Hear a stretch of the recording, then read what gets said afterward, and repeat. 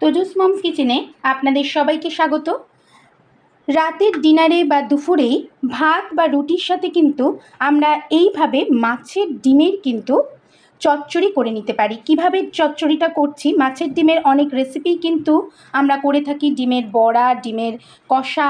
আমার চ্যানেলেও অনেক ধরনের রেসিপি রয়েছে, ডিমের ধোকার ডালনাও কিন্তু রয়েছে।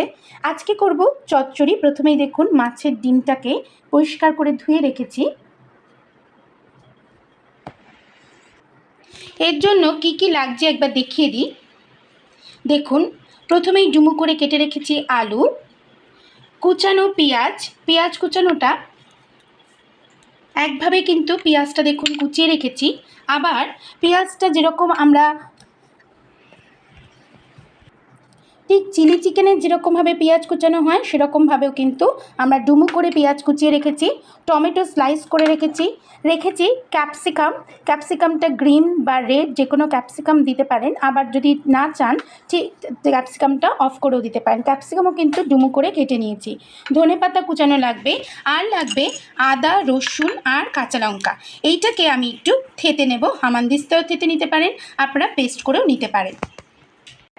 প্রথমেই কিন্তু এখানে ডুমো করা আলুগুলো দিয়ে দিচ্ছি। দেখুন আমরা এখানে আলুগুলো একটু হালকা ভাজা হয়ে এসছে। এরপরেই দিয়ে দেব কুচানো পেঁয়াজগুলো, যে পেঁয়াজগুলো একদম সুন্দর করে কুচিয়ে রেখেছিলাম। ভালোভাবে মিশিয়ে নেব। আমরা এখানে যে আদা, রসুন আর কাঁচা লঙ্কাটা থেতে রেখেছিলাম সেটা দিয়ে দিলাম। এটা দিয়েও বেশ খানিকটা আমরা কিন্তু ভেজে নেব, আদা রসুনের কাঁচা গন্ধটা চলে যাওয়া অবধি। এখনও কিন্তু আমরা এখানে লবণ বা হলুদ দিইনি। এরপরে দিয়ে দেবো 1 টেবিল স্পুন লবণ। অবশ্যই লবণটা আপনারা নিজেদের স্বাদ অনুযায়ী দিয়ে দেবেন। দিয়ে দিচ্ছি 1 টেবিল স্পুন হলুদ গুঁড়ো, দিয়ে আবারও ভালোভাবে মিশিয়ে নিচ্ছি। এবার একে একে দিয়ে দেবো জিরে গুঁড়ো 1 টেবিল স্পুন, ধনে গুঁড়ো 1 টেবিল স্পুন,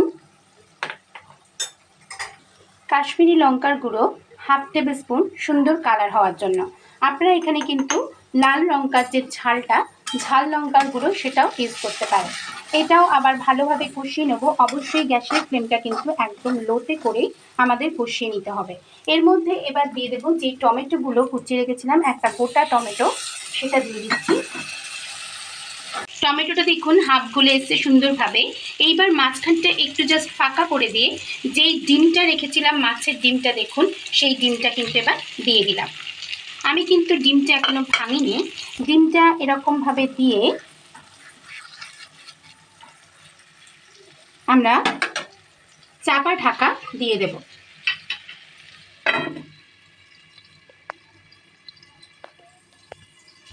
চাপা ঢাকাটা তুলে নিলাম বেশ কিছুক্ষণ পরে। দেখুন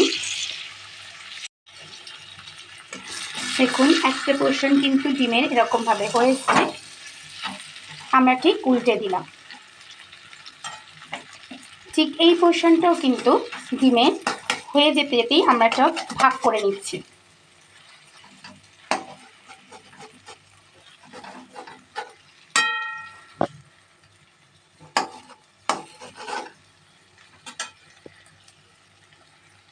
আরও বেশ খানিকক্ষণ চাপা ঢাকা এরকমভাবে দিয়ে দিচ্ছি। আবার চাপা ঢাকাটা দেখুন তুলে নিলাম।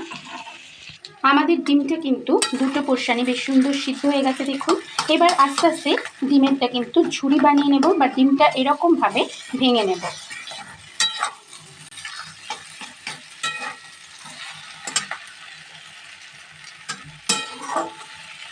মশলাটার সাথে ভালোভাবে কিন্তু ডিমের ঝুড়িগুলো মিশিয়ে নিচ্ছি। ডিমের ঝুড়িটা এইভাবে ভেঙে নেওয়ার পরে এর মধ্যে যে ডুমো করে কেটে রাখা ক্যাপসিকাম সেগুলো দিয়ে দিলাম। আর দিয়ে দিলাম ডুমো করে যে পেঁয়াজগুলো রেখে দিয়েছিলাম কেটে, সেগুলো দিয়ে দিলাম। দিয়ে ভালোভাবে আবারও মিশিয়ে দেব। এইগুলো কিন্তু এই যে ক্যাপসিকাম আর ডুমো করে কাটার পেঁয়াজগুলো কিন্তু আমাদের হাফ ভাজা হয়ে যাবে বা বেশ সিদ্ধ হয়ে যাবে। এটা দিয়ে আমরা আবার বেশ খানিকক্ষণের জন্য চাপা ঢাকা দিয়ে রাখবো। দেখুন চাপা ঢাকাটা খুলে নিলাম, আমাদের কিন্তু একদমই প্রায় হয়ে এসছে।